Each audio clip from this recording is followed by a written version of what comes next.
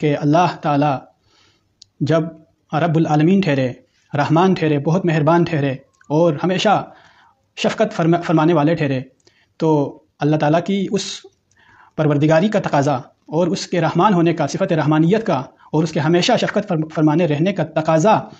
یہ سامنے آ رہا ہے کہ ایاک نعبد و ایاک نستعین، پروردگار تو رحیم ہیں، کریم ہیں، رحمان ہیں، بہت مہربان ہیں اور ہم سب کے پالنے والے تو ہیں، لہٰذا عبادت اور استعانت کا حقدار بھی صرف تو ہی ہے۔ ایاک نعبد و ایاک نستعین، اللہ تعالیٰ کے رحمان و رحیم ہونے کا، عادل ہونے کا، مالک یوم الدین ہونے کا اور اللہ تعالیٰ کے ان تمام جہانوں کو پالنے والا ہونا، اس کا تقاضا یہ ہے کہ عبادت بھی صرف اسی کی جائے اور استعانت بھی صرف اسی سے کی جائے۔ اس آیت میں اللہ تعالیٰ نے اپنی ہی ذات کی عبادت کرنے اور اپنے سے ہی مدد مانگنے کا کہا کیا ہے، جو کہ اس کی رب العالمینی، اس کی رحمانیت اور رحیمیت کا تقاضا ہے۔ عزیزان گرامی، اللہ تبارک و تعالیٰ اس آیت کے ذریعے سے ارشاد فرماتے ہیں کہ ایاک نعبد و ایاک نستعین، یہ دعائیہ کلمہ ہے جس اسلوب میں اللہ تعالیٰ نے اس سورت کو نازل کیا ہے۔ تو اللہ تعالیٰ ہمیں یہ دعا سکھا رہے ہیں کہ ہم اس کی بارگاہ میں اس طرح عرض گزار ہوں کہ پروردگار عالم، ہم صرف تیری ہی عبادت کرتے ہیں اور تجھی سے مدد مانگتے ہیں۔ یہاں پر اللہ تعالیٰ کے ساتھ دو صفات کو متصف کیا جا رہا ہے اور ان دونوں صفات کو اسی ذات تک خاص کیا جا رہا ہے۔ ان میں سے ایک اللہ کی عبادت ہے، دوسری چیز اللہ تعالیٰ سے ہی مدد مانگنا ہے۔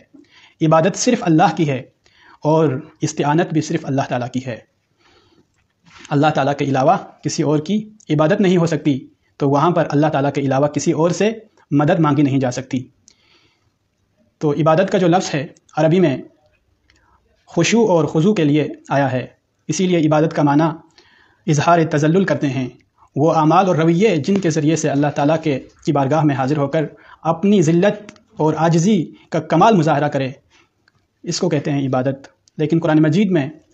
عبادت کا جو لفظ ہے وہ عبادت کے معنی میں بھی استعمال ہوا ہے اور یہ لفظ عبادت کے ساتھ ساتھ اطاعت کے معنی میں بھی استعمال ہوا ہے۔ قرآن مجید کے اور بعض مقامات پر لفظ عبادت کے استعمال میں اللہ تعالیٰ نے عبادت کے ساتھ ساتھ اطاعت کو بھی شامل کر دیا ہے، جیسا کہ قرآن مجید میں ایک مقام پر اللہ تعالیٰ ارشاد فرماتے ہیں انا انزلنا الیک الکتاب بالحق فاعبد اللہ مخلصا لہ الدین، ہم نے تمہاری طرف کتاب اتاری ہے حق کے ساتھ، تو اللہ ہی کی بندگی کرو اور اسی کے لیے اطاعت کو خاص کرتے ہوئے۔ اس آیت میں مخلصا لہ الدین فرماتے ہوئے اللہ تعالیٰ نے یہاں پر مخلصا لہ الدین میں الدین کا لفظ اطاعت کے لیے استعمال کیا ہے۔ اللہ تعالیٰ نے آپ پر کتاب اتاری حق کے ساتھ، یعنی قرآن مجید کو اللہ تعالیٰ نے حق کے ساتھ آپ پر اتارا ہے، اور فاعبد اللہ، اللہ تعالیٰ کی عبادت کرو، مخلصا لہ الدین، ساری کی ساری اطاعت اللہ تعالیٰ ہی کے لیے خالص کرتے ہوئے، یعنی ساری اپنی اطاعتوں کو اللہ تعالیٰ ہی کے لیے خاص کرتے ہوئے اس کی عبادت کرو۔ اس آیت میں اللہ تعالیٰ نے لفظ عبادت جو ہے عبادت کو اطاعت کے لیے بھی استعمال کیا ہے، یعنی فاعبد اللہ مخلصا لہ الدین، اللہ تعالیٰ کے ساتھ ساری اطاعتوں کو خاص کرتے ہوئے عبادت کا مطلب یہاں پر لیا ہے کہ اطاعت کرو اللہ تعالیٰ کی، فاعبد اللہ مخلصا لہ الدین، اللہ تعالیٰ کی اطاعت کرو سارے کے سارے دین کو، ساری اطاعتوں کو اللہ تعالیٰ کے ساتھ خاص کرتے ہوئے۔ اسی طرح یہ جو لفظ عبادت ہے اس کو اللہ تعالیٰ نے سورہ یاسین میں بھی ایک مقام پر اطاعت کے معنی میں استعمال کیا ہے، جیسا کہ اللہ تعالیٰ فرماتے ہیں کہ اللہ تعبدوا الشیطان انہ لکم عدو مبین، کہ تم شیطان مردود کی عبادت یہاں پر مراد نہیں لے سکتے، بلکہ شیطان کی اطاعت نہ کرو، بے شک وہ تمہارا کھلا دشمن ہے۔ لا تعبدوا الشیطان، شیطان کی اطاعت نہ کرو، اس کی پیروی مت کرو۔ شیطان ہر وقت انسان کو پھسلانے پہ لگا رہتا ہے، اس کو شیطان، اب اللہ تعالیٰ یہ فرماتے ہیں کہ شیطان کی پیروی مت کرو، اس کے لیے لفظ استعمال فرمایا ہے تعبدو کا، تم شیطان کی پیروی مت کرو کیونکہ انہ لکم عدو مبین، وہ تمہارا کھلا دشمن ہے۔ تو عبادت کا جو لفظ ہے وہ جہاں پر اللہ تعالیٰ کی پرستش کا معنی ہے، بندگی بجا لانے کا معنی ہے، وہاں پر عبادت میں اطاعت کا بھی معنی پایا جاتا ہے۔ اب قرآن مجید میں عبادت کا لفظ جن جگہوں پر اطاعت اور عبادت اور پرستش دونوں معنی میں آیا ہے، تو ایاک نعبد و ایاک نستعین میں ان دونوں معانی کو سامنے رکھتے ہوئے اس کا ترجمہ کریں گے تو پورا اس کا معنی واضح ہو کر سامنے آتا ہے کہ عبادت صرف اللہ کی ہے اور اطاعت بھی صرف اللہ تعالیٰ کی ہے۔ اب لفظ عبادت میں صرف نماز، روزہ، حج، زکوٰۃ اور اعمال کی پریکٹس ہی نہ رہی، بلکہ زندگی کا ہر سانس، ہر لمحہ اسی کی اطاعت میں گزارنا بھی عبادت قرار پایا۔ تو عبادت کا مطلب صرف یہ نہیں کہ مخصوص لمحات میں، مخصوص اوقات میں نماز ادا کی جائے، زکوٰۃ دی جائے، اور حج کیا جائے، بلکہ عبادت کا مطلب یہ ہوا کہ آپ سوتے جاگتے اٹھتے بیٹھتے چلتے پھرتے کسی سے گفتگو کرتے معاملہ کرتے ہر وقت یہ یاد رکھا جائے کہ میں رب العالمین کا بندہ ہوں اور وہ میرے آقا و مالک ہیں۔ ان تمام لمحات میں نے اس کی اطاعت کو اپنے اوپر لازم کرنا ہے، اس کو عبادت کہتے ہیں۔ تو ایاک نعبد و ایاک نستعین میں اللہ رب العزت نے یہ دعا سکھائی کہ ہم اللہ تعالیٰ کی بارگاہ میں حاضر ہو کر عرض کریں کہ پروردگار ہم صرف تیری ہی عبادت کرتے ہیں، تیری ہی اطاعت کرتے ہیں اور تجھ ہی سے مدد مانگتے ہیں۔ اس آیت میں اللہ تعالیٰ نے اپنی عبادت اور اپنے سے استعانت مانگنے کا اس دعا کے ذریعے سے حکم بھی دیا۔ تو اس آیت کریمہ میں دو حقوق ہیں، ایک اللہ تعالیٰ بندوں پر اللہ تعالیٰ کا حقوق اور دوسرا اللہ تعالیٰ پر بندوں کا حق۔ بندوں پر اللہ تعالیٰ کا حق یہ ہے کہ صرف اسی کی عبادت کی جائے، اس کے علاوہ کسی اور کی عبادت نہ کی جائے، اور اللہ تعالیٰ پر بندوں کا حق یہ بیان فرمایا کہ جب بھی بندہ مصیبت میں مبتلا ہو جائے، اسے مشکلات کا سامنا کرنا پڑے، تو اس میں اسی سے جب مدد مانگی جائے گی تو اس کی مدد مل بھی جائے گی۔ تو ہر مشکل لمحے میں انسان کی مدد کرنا بندوں کا اللہ تعالیٰ پر حق ہے۔ تو عزیزان گرامی، ایاک نعبد و ایاک نستعین، اس آیے کریمہ میں جہاں پر اللہ تعالیٰ کی عبادت کا بیان ہوا، وہاں پر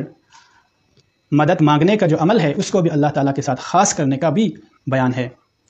یعنی اللہ تعالیٰ کی بارگاہ میں ہر نماز میں ہم اللہ کی بارگاہ میں حاضر ہو کر دعا کرتے ہیں کہ ایاک نعبد و ایاک نستعین، ہم تیری ہی عبادت کرتے ہیں اور صرف تجھ سے مدد مانگتے ہیں۔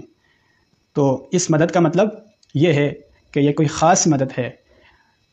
یہ استعانت یعنی اللہ تعالیٰ ہی سے مدد مانگنے کا مطلب یہ وہ غیبی مدد ہے جو تمام اسباب سے اوپر ہوتا ہے، ہر اسباب سے اوپر، جس میں کوئی سبب شامل نہیں ہوتا، جو مدد نظر نہیں آتی، جو کسی سبب کے ذریعے سے نہیں کی جاتی، بلکہ خاص وہ غیبی اللہ تعالیٰ کی مدد ہوتی ہے جو ہم اپنی آنکھوں سے دیکھے بنا محسوس کرتے ہیں اور ہماری مدد اللہ تعالیٰ فرماتے ہیں۔ تو اس قسم کی جو خاص مدد ہے وہ صرف اللہ تعالیٰ سے ہی مانگی جا سکتی ہے، اللہ کے علاوہ کوئی مخلوق اس طرح کی مدد نہیں کر سکتی۔ کیوں؟ اس لیے کہ جب بھی ہم مدد کے لیے پکارتے ہیں تو ہماری ہر پکار کو سننے والا صرف اللہ تعالیٰ کی ذات ہے، اور ہمارے ہر درد کو محسوس کرنے والا صرف اللہ تعالیٰ ہے، ہمارے دل میں آنے والے ہر ارادوں کو جاننے والا صرف اللہ تعالیٰ ہے، اور ہماری ہر آواز کو دنیا کے چاہے کسی بھی کونے سے آپ دعا مانگ رہے ہوں، اللہ تعالیٰ کو پکار رہے ہوں، ہر ایک کی آواز کو سننے والا صرف اللہ تعالیٰ ہے۔ اللہ کے علاوہ دنیا میں کوئی بھی مخلوق اللہ کی سی نہ سماعت رکھتی ہے، نہ ہی اللہ تعالیٰ کی طرح وہ قدرت رکھتی ہے کہ ہماری آواز کو سن کر لبیک کہہ کر ہماری مدد کے لیے حاضر ہو جائے۔